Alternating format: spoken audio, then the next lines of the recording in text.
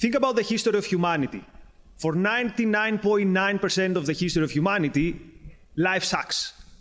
We live in today what we'd consider subhuman conditions. And why is that?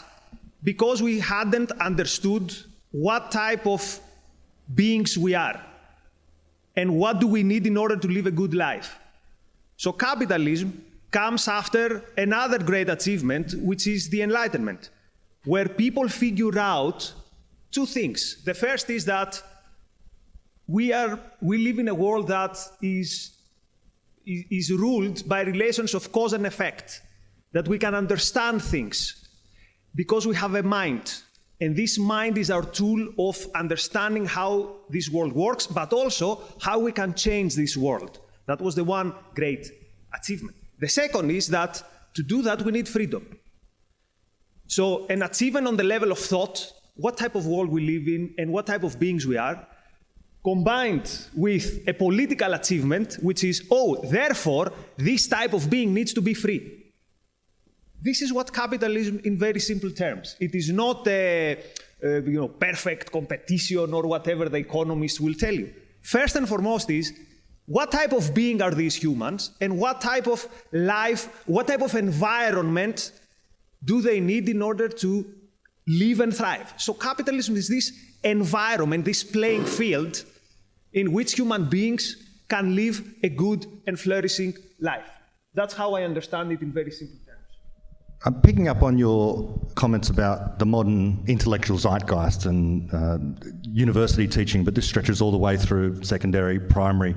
Not merely is it a collectivist impulse that every student is browbeaten into, but something more serious and I would suggest at least as dangerous, which is an anti-human impulse as well. They swing between the modern intellectual, something like a human being isn't particularly special, they're just a slightly more intelligent chimpanzee. There is this continuum of intelligence from the cockroach through to the dog, through to the chimpanzee, and then humans are just the next point on the graph if you were drawing an exponential of compute power or something of the hardware. But it's simply not true. We are categorically different. As Jeroen was saying, we are not driven, pre-programmed by our genes. Of course we have genes, but we are not condemned to obey our base instincts. We have ideas or memes. We can fly free of our genetic impulses. And people do this all the time. If there's a gene for anything, it's a gene for survival, or there's a gene for eating. But everyone knows the impulse of going on a diet. And in evil situations, people know of situations where you have suicide bombers. So we can fly free of these genetic impulses. But not only are people regarded as just a little bit more intelligent kind of ape, but worse than that people are a virus. So on the one hand, we are just a slightly more intelligent ape, nothing particularly special. But on the other hand, we are uniquely destructive.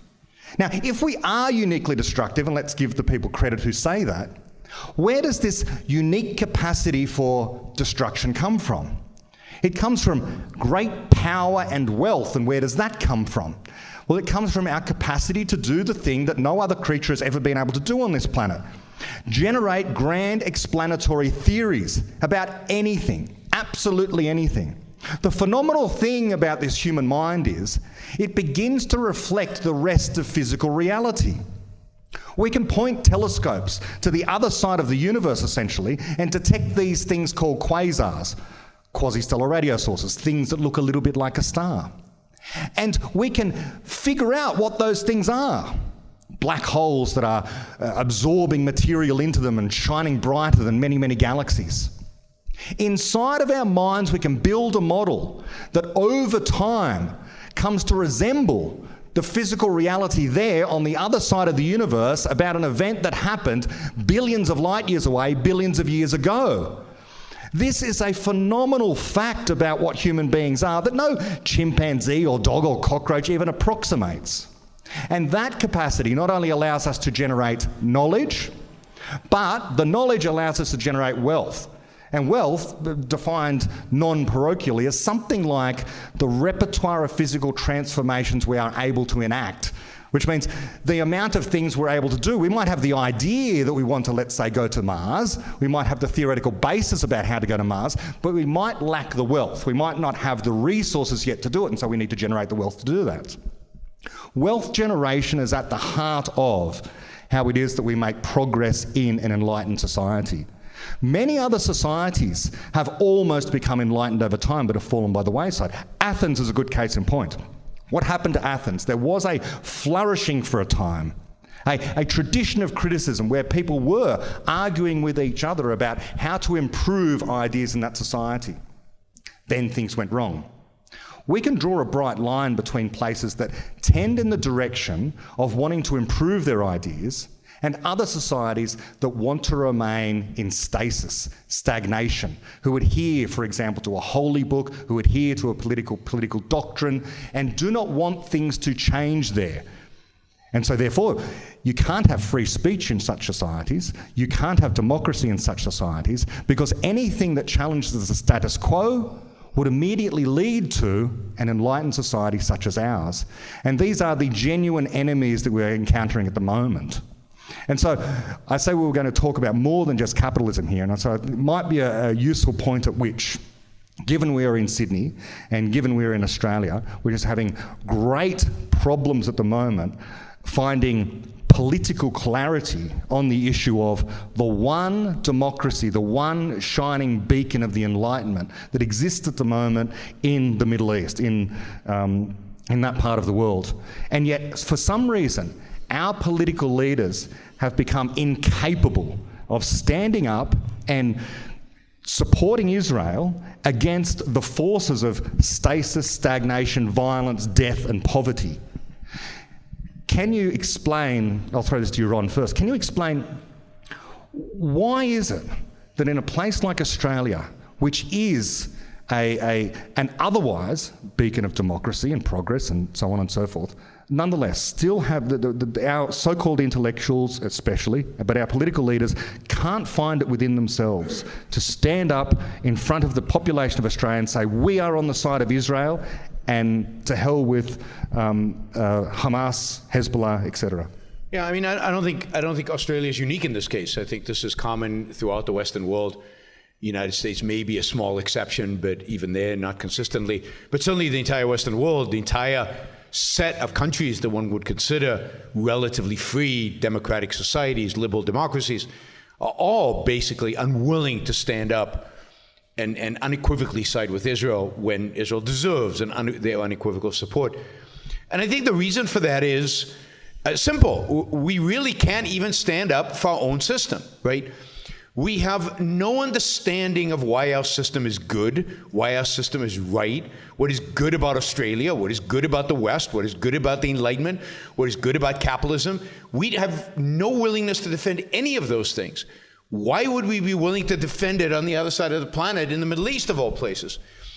And in addition, what is happening in the Middle East is a complete expression of kind of the ideology we've been taught. So I said capitalism is kind of this floating thing. It's lost its mooring intellectually. What are the intellectuals telling us about the Middle East? What are they telling us about life more broadly? Well, they're telling us that if you're successful, and if you've done great in life, and if you've achieved a lot, then somehow you're bad. You've exploited other people, obviously. You're the oppressor, and you really need to apologize. And if you're a failure, and if you've not succeeded, and particularly if you belong to a group that maybe in the very distant past or in the less distant past were oppressed, then you obviously are the one being exploited, you're being oppressed, and these successful people should be sacrificed for your sake so that you can be pulled up and they can be pulled down. And the ideal, ultimately, for all of these people is somehow equal outcome. An egalitarian vision of the world. Not egalitarianism in a sense of political equality, but in a sense of equality of outcome, equality of how we all end up. So if you're successful, you're guilty. If you're a failure, you're virtuous. You must have been done, you're the good guy. We must sacrifice the able to the so-called virtuous. Now think about this in the context of the Middle East. Before 1967, Israel was a country filled with pathetic, poor, failed, barely surviving Jews, right? They just survived the Holocaust. They had this tiny little country. Nobody believed they'd survive a decade. Nobody believed they could thrive in this desert surrounded by enemies. Everybody loved Israel. I'm sure Australia loved Israel. Europe loved Israel. The only people who were so-so in Israel were the Americans. They didn't, there was an actual arms embargo between 1947 and 1967 on Israel by the American administrations. And then 1967 happened. 1967, for those of you who don't know, there was a war called the Six-Day War in which Israel was attacked by basically 7 Arab countries and Israel wiped them out. Destroyed them in 6 days. 6 days. Completely shocking the world. And suddenly, the world looked around and said, these Jews are strong. They're capable. They're rich. They're successful. They obviously must be the bad guys. Now let's look for somebody who's suffering and miserable. Who did they exploit? They must have exploited somebody, because you can't get rich without exploiting people. Oh, Palestinians. They must be the victim. They're poor. They're suffering. And Europe flipped completely from being Israel's best friend to being the Palestinians' best friend and rejecting Israel completely. Nobody cared about the Palestinians before 1967. Nobody. Suddenly, they became the cause of the entire global left. So, altruism, Ayn Rand identifies this morality of altruism. Altruism is a morality that basically has been with us since the birth of Christianity. It's the idea that your moral purpose in life is to sacrifice for those who don't have it as good as you. The purpose in life is to help others, but not to help yourself. Helping yourself is selfish, and we know that's bad. No mother has ever taught their kids to be selfish. You're supposed to be selfless. So there's this morality that says be selfless, sacrifice. And when you meet somebody, Immanuel Kant and Auguste Comte, the French philosopher, both said something very similar. They said if you meet somebody who's happy, successful, rich, done well in life, don't trust them, because they must have been selfish. You can't achieve any of those things without being self-interested, without pursuing your own values. You can't trust people like that. The only people you can trust are the poor and the suffering. This goes back to Christianity, the meek shall inherit the earth. They have not exploited anybody. They have not taken advantage of anybody. They've not been self-interested, otherwise they wouldn't be so poor. So they are the virtuous. And today, in modern society, we've got something called, in modern race theory or modern academic theory, we've got something called intersectionality, where we look at any individual, we choose an individual, and we look at all their different characteristics, and we determine how oppressed the particular characteristic is in society. So if you've got a certain skin color, if it's white, well, you're not oppressed, you're the oppressor. If you're black, you've been oppressed. If you're gay, you've been oppressed. If you're heterosexual, you're not.